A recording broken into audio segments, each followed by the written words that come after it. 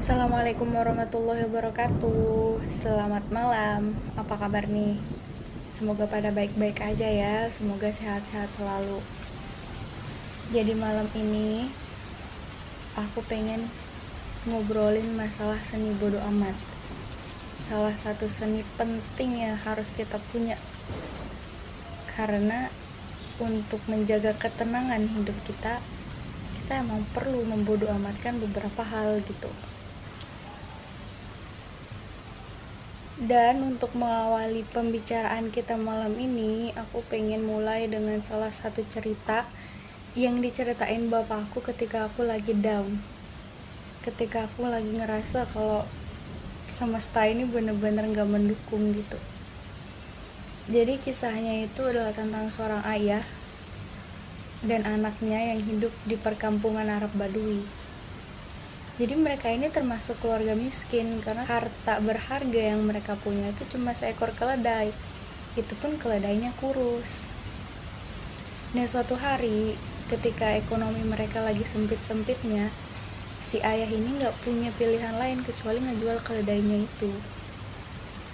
Dan akhirnya mereka berdua memutuskan nih pergi ke pasar pagi-pagi. Nah, jadi mereka jalan. Ketika ngelewatin desa pertama, mereka di stop nih. Ada salah satu warga yang ngomen, "Lah itu kan hewan tunggangan, kok dibiarin nganggur sih?" Nah akhirnya karena teguran itu, si bapak ini naikin anaknya ke atas tunggangan. Jalanlah mereka. Masuk ke desa selanjutnya, ada lagi tuh yang ngomen, "Lah ini anak kok kurang ajar banget, ngebiarin orang tuanya jalan sedangkan dia enak-enakan di atas tunggangan." Akhirnya karena diketusin kayak begitu, mereka akhirnya ganti posisi. Si bapak yang di atas tunggangan, anaknya yang jalan. Nah, abis tuh lewat desa ketiga, ada lagi yang ngomen, "Ya kok tega banget sih jadi bapak, anaknya dibiarin jalan, dia di atas tunggangan enak-enakan." Nah akhirnya mereka karena sebelumnya udah ditegur, akhirnya si bapak ini naikin lah anaknya ke atas keledai. Jadilah mereka berdua tuh satu tunggangan. Jalan lagi, desa selanjutnya ada lagi yang ngomen. Di komen lagi dibilang, "Ya Allah itu keledai kurus, kok kalian tega nungganginnya berdua, gak ada peri kehewanannya apa?" Dan akhirnya karena di komen kayak begitu mereka berdua turun. Keledainya dibiarin jalan sendiri kayak posisi awal, jadi nggak ditunggangin sama sekali gitu. Di desa selanjutnya pun di komen lagi sama netizen. Memang netizennya dari zaman dulu kayaknya emang udah begitu, komen mulu kerjaannya. Dan akhirnya kejadiannya berulang kayak dari awal, berulang terus sampai akhirnya mereka tanpa sadar terhambat pergi ke pasar. Setelah ceritanya selesai, aku masih ingat banget bapakku bilang, "Kamu gak perlu dengerin kata-kata orang, walaupun mungkin awalnya itu kedengarannya kayak saran, tapi bagaimanapun juga ada saran-saran yang emang gak perlu kita dengar sama sekali. Karena ketika kita memutuskan untuk dengar, kita malah kehambat.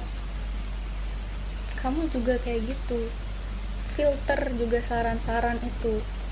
Itu kata bapakku dulu. Nah sekarang itu adalah hal yang aku pengen sampein ke kalian, bahwasanya bodo amat itu penting. Ya memang tidak dalam semua aspek kehidupan.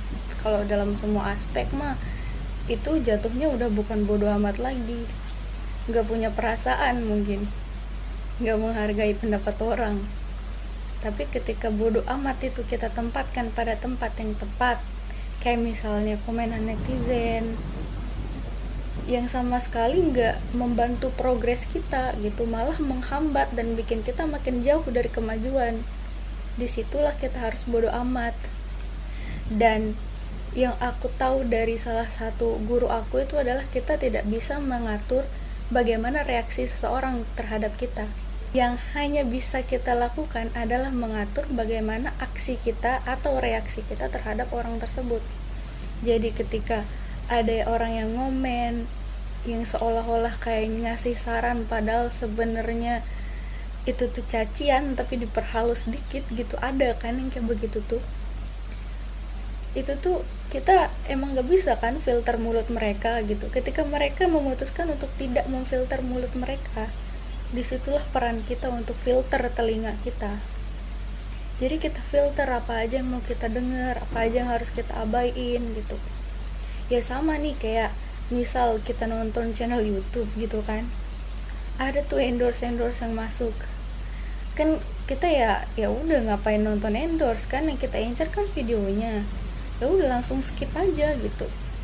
Kenapa? Karena emang gak penting, kita gak butuh.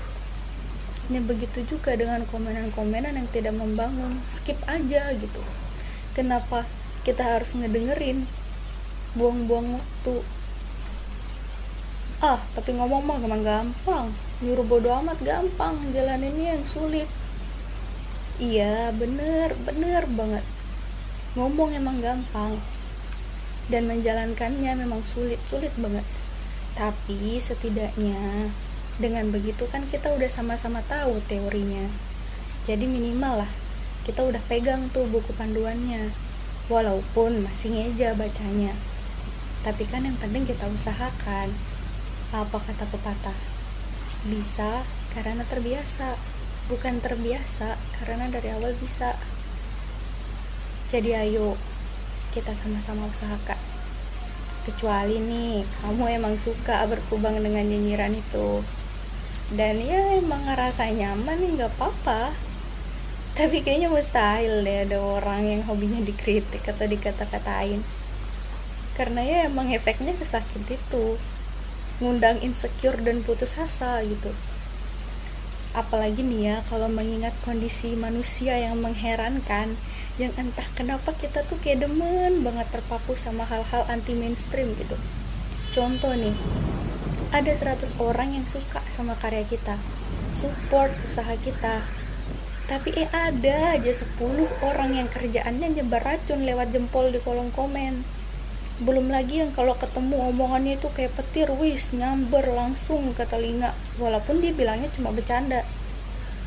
Fokus kita yang awalnya ke 100 orang, malah pindah ke segelintir orang toksik itu. Padahal nih ya, kalau dilihat-lihat jumlah mereka kalah banyak ketimbang yang ngapresiasi kita. Jumlah jempol kebalik kalah jauh dibanding jempol yang tegak. Tapi ya itu emang hampir jadi sebuah nature ya, yang mendarah daging tanpa kita sadari, bahwa kita kadang terlampau cepat terkecoh dan goyah hanya karena sekumpulan orang yang gak sepihak sama kita, hanya karena sekumpulan orang yang gak ngehargai dan gak suka apa yang kita lakukan. Dan ya kalau emang udah jatuhnya kita susah ya untuk gak memperhatikan itu, kayak umpamanya itu kita ngeliatin papan putih terus ada yang nyoret-nyoret bikin titik-titik hitam random gitu, pasti fokus kita dari yang awalnya papan putih bersih tuh langsung ke titik-titik itu. Padahal dari jumlahnya gitu ya, itu lebih banyak kan warna putih daripada warna hitam, tapi fokus kita entah kenapa fokusnya ke situ loh gitu. Dan kalau jatuhnya udah kayak gitu nih ya, kalau udah mentok banget nggak bisa kita bodo amatin, alias kita kepikiran terus gitu, itu aja yang ngisi kepala kita gitu kan. Usahakan supaya apa yang orang-orang lontarkan tanpa filter itu kita jadiin sebagai batu loncatan, sebagai pecut supaya kita maju. Karena setidaknya dengan adanya mereka, kita punya stok orang-orang yang harus kita buktiin salah.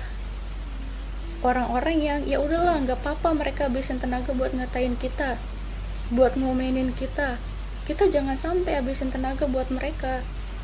Ingat, tenaga kita terlalu berharga untuk mereka yang terlampau receh, gak ada kerjaan.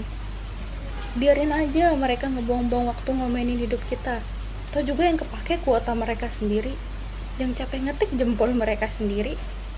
Atau kalau dalam lingkup dunia nyata nih ya, biarin aja, yang capek ngatain itu kan lidah mereka, yang nusuk sini situ mata dan gestur mereka, gak apa-apa. Bodo amatin, jangan ladenin, diemin aja. Tenaga kita simpen buat maju terus pantang mundur, biar nanti hasil dari payah kita yang ngomong ke mereka, biar nanti kesuksesan kita yang buat mereka mingkem.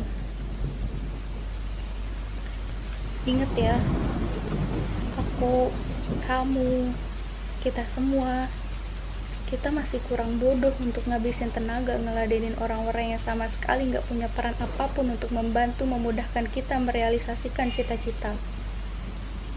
Kita gak cukup bodoh untuk terus diam dan khusyuk ngedengerin komenan-komenan gak mengenakan itu. Bodoh amatin aja.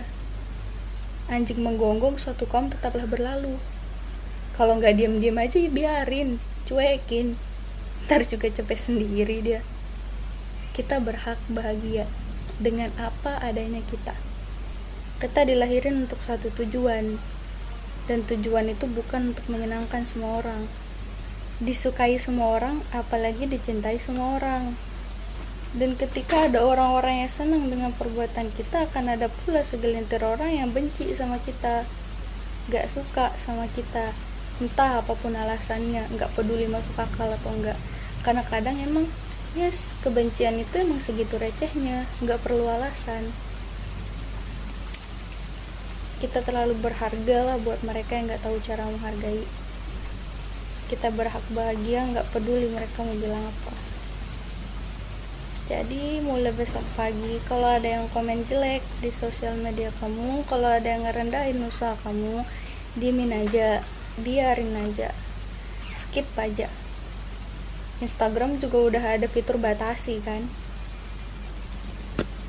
Oke, sampai situ aja ya obrolan kita malam ini. Selamat tidur, semoga mimpi indah, dan sampai jumpa di Pilot Talk selanjutnya. Assalamualaikum.